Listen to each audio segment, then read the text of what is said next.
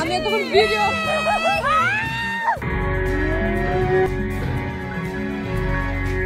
সঙ্গীত শিল্পী তাহসানের সঙ্গে মেকওভার আর্টিস্ট রোজা আহমেদের বিয়ের ছবি প্রকাশ্যে আসতেই হুলস্থুল পড়ে গেছে সোশ্যাল মিডিয়ায়। এরই মধ্যে জানা গেছে তাহসানের দ্বিতীয় স্ত্রী রোজা আহমেদ নাকি তার প্রাক্তন প্রেমিককে ধোঁকা দিয়ে তাহসানের সঙ্গে বিয়ের পিঁড়িতে বসেছেন। এছাড়াও তার বাবাকে নিয়ে যে চাঞ্চল্যকর তথ্য সামনে এসেছে তা জেনে চোখ কপালে উঠবে আপনার। দীর্ঘ 7 বছর পর দ্বিতীয়বারের মতো রোজা আহমেদের সঙ্গে বিয়ের পিঁড়িতে বসেছেন সঙ্গীত শিল্পী তাহসান খান। তার স্ত্রী নিউ ইয়র্কে পড়াশোনা শেষ করে মেকআপ আর্টিস্ট হিসেবে বেশ সুনাম ও খ্যাতি অর্জন করেছেন। জানা যায় বেশ কিছুদিন ধরেই তারা প্রেমের সম্পর্কে ছিলেন, কিন্তু তাদের এই গোপন সম্পর্ক কখনোই প্রকাশ্যে আসেনি।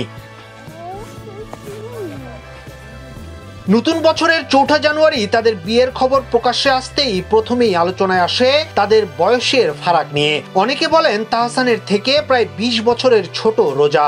এরপর প্রকাশ্যে আসে রোজার আসল পরিচয়। জানা যায় রোজা বরিশালের মেয়ে। তার বাবার নাম পানামা ফারুক, যিনি ছিলেন ওই এলাকার যুবলীগের নেতা ও শীর্ষ সন্ত্রাসী। 2014 সালের 10 ফেব্রুয়ারি র্যাবের সঙ্গে বন্দুকযুদ্ধে মারা যান তিনি।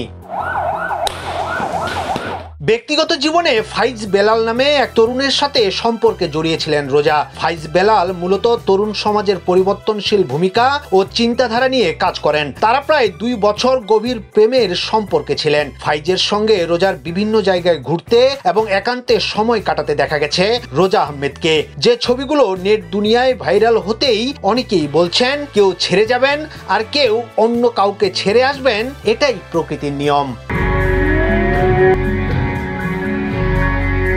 4 জানুয়ারি রাতে রোজার সাথে বিয়ের আনুষ্ঠানিক ঘোষণা দিয়ে তাহসান নিজের ফেসবুক আইডিতে লিখেন, কোনো এক ছুটির দিনে যখন আমি পিয়ানোতে আমার সুরে নাচের মুদ্রায় সেই তুমি কে, যার ছন্দের মুগ্ধতায় কেটে যাবে বাকিটা জীবন ধোয়া ওঠা চায়ের কাপে, সেই তুমি কে। তাহসানের এমন পোস্ট মুহূর্তেই ছড়িয়ে পড়ে নেট দুনিয়ায়। আনন্দে উচ্ছ্বসিত হন তার ভক্ত অনুরাগীরা। তাদের বিবাহিত জীবনের জন্য শুভকামনা জানান তারা।